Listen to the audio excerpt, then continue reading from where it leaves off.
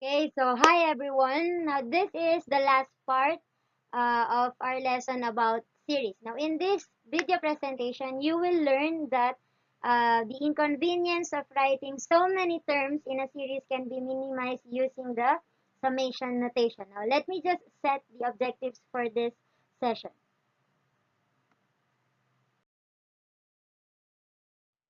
Okay, so at the end of the presentation, you will be able to define and illustrate a summation notation, and of course, lastly, to be able to evaluate a summation notation. Okay, so let's start.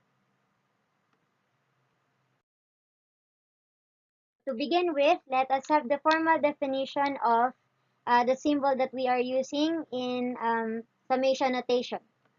So to indicate a series, we use either the Latin capital letter S or else the Greek letter corresponding to the capital S, which is called sigma. Now the symbol for sigma is this one, which means to sum up.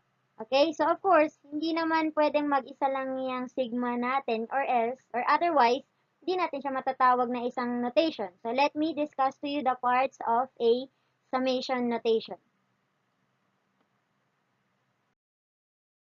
So let us now have the parts of a summation notation. By the way, summation notation is also called as sigma notation because again, this symbol is the capital Greek letter for sigma. So syempre, we cannot just let this symbol work alone by itself. May mga ibang parts yan. Otherwise, hindi natin siya matatawag na notation. Okay. So, at the lower part of this symbol, dyan yung makikita itong equation na to. So, you have n equals to 0. So, anong silbi ni n? N serves as our index. Parang siya yung variable. Next, this one, yan equal to something niya, yung value na yan, whatever that value is, that serves as our starting value. Ibig sabihin, yan yung unang value ng index natin. By the way, hindi naman laging n yung ginagamit natin as our index. It can be any of the letters sa English alphabet. So for this case, kasi since we're talking about sequence, that's why we're using n. Kasi nga, di ba yun na talaga yung variable na ginagamit natin sa sequence. 0 can be any number as well. Dito, sa example lang natin, dito sa illustration ko, sinulat ko lang na 0. Pwede yan maging 1, pwedeng 10, any number. Okay? So for this case, I have used 0. So again, this is your starting value. And of course, since meron tayong starting value, siyempre, dapat meron din tayong ending value. At yung ending value na yun ay makikita ninyo sa upper part ng sigma symbol natin. Again, this K is a general representation of whatever value yung magiging eh, K is a general representation ng ating ending value para kay index. Okay? O, syempre, hindi yan K. Parang ano lang yan. Pwedeng maging kahit na anong number din yan. Siya lang yung ginamit nating parang denotation. Of course, ang next na tanong natin is that, given the starting value and the ending value of our index, saan natin siya ilalagay? So, dun papasok yung last part ng notation natin, which is represented by this denotation, you have a sub n. So, yung a sub n na yan, yan ang ating element or yan yung ating general rule.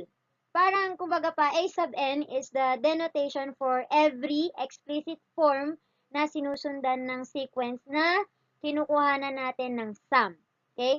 So, all in all, having all these parts now, this whole notation is read as the summation, okay, so the summation of a sub n where n starts from 0 to k. Ayan, so with that being said, para mas ma-enjoy natin yung summation notation, syempre, let's work on a couple of examples. Are you ready? Okay, so let's start.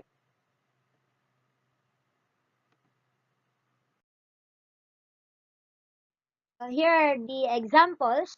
Write each in expanded form and then find its value. Ayan. So we have 5 examples para malaman natin kung paano ba ginagamit or paano ine-evaluate ang isang summation notation. So let's start with the solution for example number 1. Let's have the solution for example number 1. So you have the summation of 2n minus 1 evaluated from 1 to 6.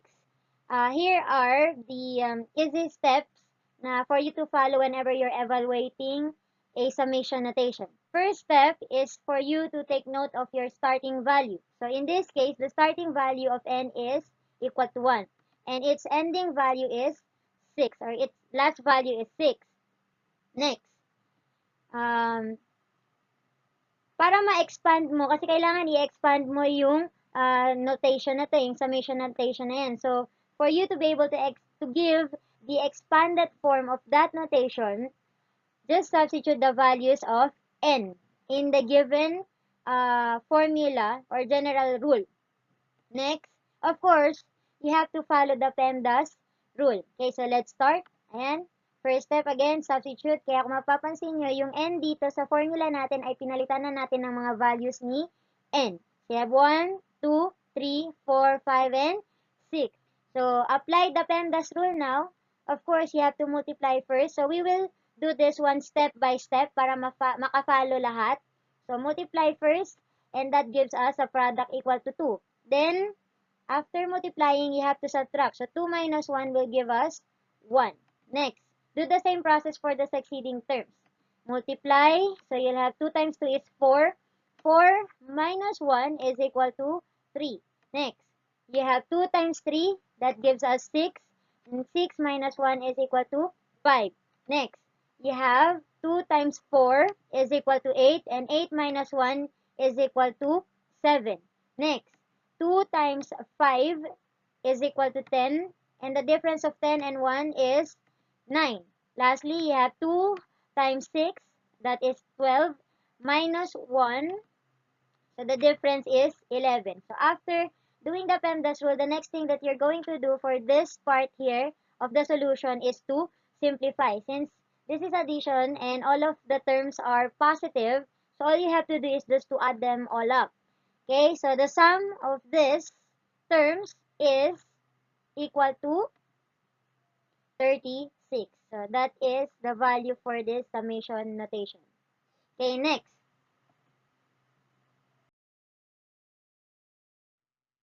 So for example number 2, we will be applying the same pattern, okay?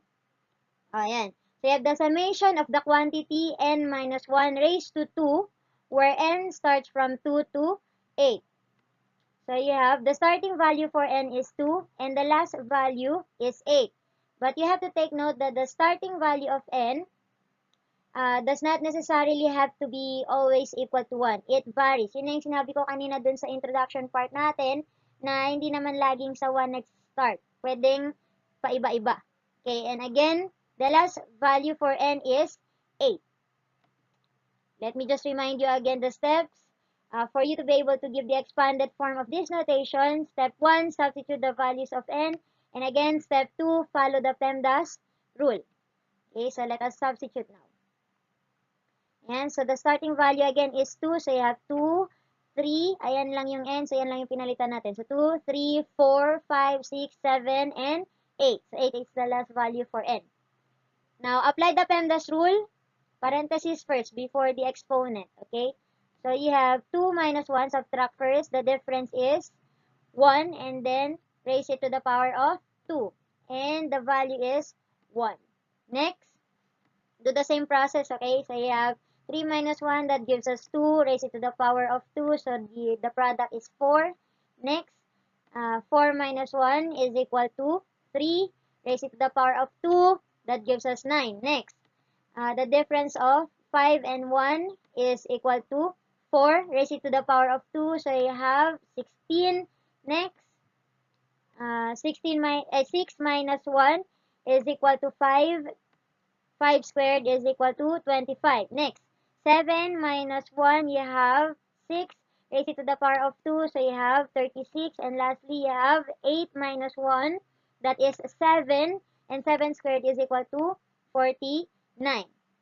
Now, add all these terms, so you'll get a sum equal to 140. So therefore, the value for this summation notation is equal to 140. Next, for example number 3. So you have the summation of n cubed where n starts from 3 to 5. Your starting value is 3 and then your last value is 5. Again, step 1, substitute the values of n. Step 2, follow the PEMDAS rule. Okay, let us now substitute. So you have 3, 4, and 5. Raised to the power of 3, so you have 3 raised to 3 is 27. 4 raised to 3 is equal to 64. And then 5 raised to 3 is equal to 125. And the sum of these terms is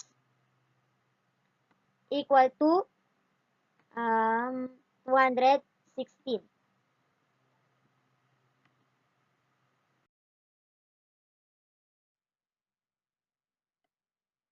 Next, for example number 4, so you have the summation of negative n cubed, where n starts from 3 to 5. Okay. Substitute and then follow the PEMDAS rule. But this time, look at this one. May negative tayo dito, tapos walang parenthesis. Nasa labas lang siya. So, naka-encounter na tayo ng ganitong example sa mga previous na lessons natin. So, ang gagawin lang natin dito ay, tandaan, yung i-erase lang natin sa 3 ay yung mismong n. And then, after getting the product, multiply it to the negative sign na nasa labas. Okay, so, be careful with the signs. Okay, let's start. Substitute the values of n. So, we have, ayan. So, kung mapapansin nyo, nasa labas yung negative sign. Ang nasa loob lang ng parenthesis ay yung mismong value ng n. So, 3, 4, and 5. Ayan, raised to the power of 3. So, 3 raised to 3 is 27. But, you have to multiply it sa negative na nandito sa labas. Therefore, the product is negative 27. Next, ganun ulit yung gagawin natin. So, 4 raised to 3 is 64. Multiply it to the negative sign. So, that gives us a product equal to negative 64. Next, 5 raised to 3 is equal to 125 multiplied by negative sign. So, the product is negative 125. So, all of these terms have, lahat sila merong negative sign. So, pwede natin silang i-add. We will expect that the expected sum of these terms will have a negative sign as well. So, the sum is equal to negative 216. Okay.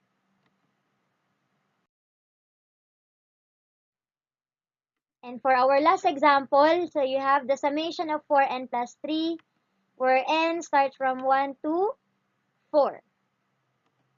Again, substitute the values of n. Step 2, follow the PEMDAS rule. So, by this time, I'm assuming that napafollow nyo naman kahit papano yung steps natin kung paano tayo nag-evaluate ng isang summation notation.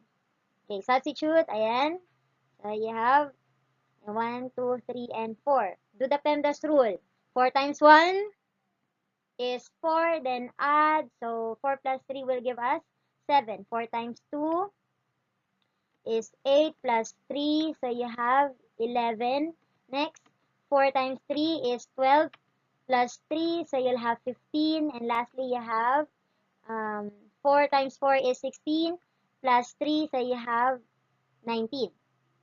Add all these terms. So, you'll have a sum equal to 52. Okay, that's it.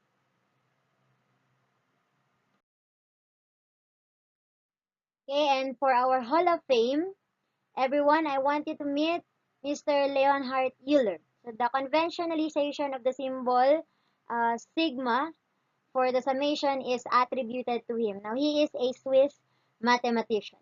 Okay, so I'll end the discussion here. We're done with lesson 1 and lesson 2. We're done with sequence, the introduction about sequences and series. Okay, now just to give a conclusion for this presentation. Again, for sigma notation, we are using the capital Greek letter sigma, which means to sum up. Okay, we're using the summation notation because it is to minimize the inconvenience in writing so many terms. Okay, now, if you have any questions, please leave a comment on our LMS chat box and I'll try to give a response as fast as I could. Now, let's call it a day until our next session. God bless you. Stay safe. And for our quote of the day, we have success is the sum of small efforts repeated day in and day out. Okay? This has been Miss Yana, and I'll see you in our next session. Bye.